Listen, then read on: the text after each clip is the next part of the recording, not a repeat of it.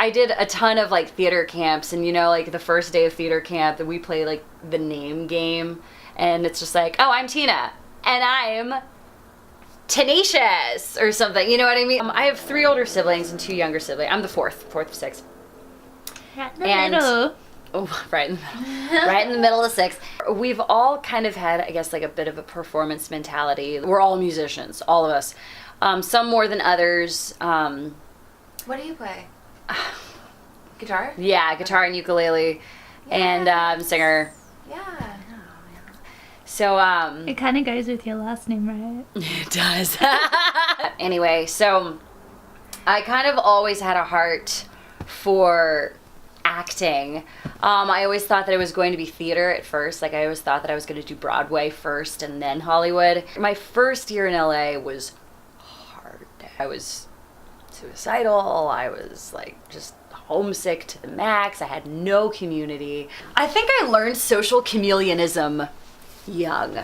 You become like the people you spend time with. Like when I first fell in love with theater, and when I first fell in love with music, and like when I first fell in love with acting and all that in like the circle, or like in like the theater groups, I kind of just like I took to it like a fish to water, and I had a really, really good coach. They were like, she's funny, she's got some kind of spark in her eye, let's see what else she's got in there. Let's dig it out. Let's dig it out. And so actually I've never learned so much about the Holy Spirit anywhere than I have in acting. To allow yourself to be vulnerable, to allow yourself to go into like the depths of your own emotions. Not only is it insanely healing to me, but it's also like, you can do it too. Come with me. I love it because it is my truest self. However, it's also in a weird, sneaky way an invitation too. It's like, you can do it too. Come up here. Come up here too. Like, let's see you do it. And like, actually that's my favorite thing to do, especially while leading worship, is to back off of the microphone, let somebody else lead. I hear it. I want to follow what you're doing. That guy over there, he's singing his own little spontaneous song. Let's go. Like, that's my biggest thing. Like, I mean, if I can be good enough, or if I can be inspiring enough for somebody else to be like, I like what she's doing, but I have my own thing. I want to do what Tina's doing, but my way. It's like, all right, so show me. Lead me, because now I'm ready to do what you're doing. I had an acting coach in college, and first day of like acting class, she said the rule, there's only one rule in acting, just one, and it's to get your audience to care. That's it. And the more I've thought about that over the years is that doesn't just apply to acting. Like, that applies to politics, and that applies to sales, and that applies to everything. You know what I mean? Like, that applies to church. You know what I mean? Like, if you're just going to be on stage talking about yourself, cool. How are you going to get the audience to be like, yep, me too. I've been there. I've been there and I relate. My entire life, I've been looking for validation and fun. It's my entire life's purpose. Growing up in the church, I've seen churches split over nonsense. I've seen people be overly religious, overly zealous, and also very charismatic and free, and no backbone, because it's just like, well, let me just hear from God, and like, but it doesn't really have much like actual substance. Evergreen is the first church that I've ever known or visited to be completely non-religious.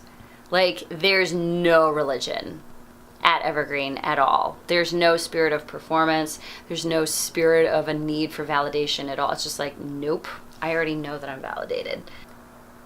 I'm starting to really learn how to respond to the moment rather than the plans. Stick to this moment, what's going on now, as opposed to, oh, well, this is what I'm hoping for, and this is my list of to-do things, and I've had all these auditions, and so like now I have all that in the bag, and I have all this experience like voice acting, and I have all this, you know, I have such a resume, and so cool, now I'm ready to work on Cartoon Network. Now I'm ready to be on Adult Swim. Now I'm ready for my husband. Now I'm ready for the next thing. Now I'm ready to earn all this money so that I can buy my house and have a washing machine. If I were to wake up tomorrow and I had the perfect day of my entire life, what would it be? Sweet Jesus. Oh man, I don't know. Oh no, I don't know. I'm having a hard time with my imagination. I would wake up in the morning. I would put on Queen. I would listen to Queen. Yes. Yeah, I would listen to some Queen. I'd make myself some oatmeal and brew myself some coffee. It'd be like delish coffee. And then I would drive to Tommy and Jack's, and then there would be a group of people just waiting there to go to some crazy festival somewhere, and then we just dance. Music festival? Yes, a music festival, Jeanette. Yes. Okay, Just cool. music. I love it. And then I meet like these amazing people, and this really cute guy starts talking to me. And he's like, I imagine he has like a gravity wand, or like those like cool like poi balls or whatever. And he starts dancing, and I start dancing, and we start like playing with these light things.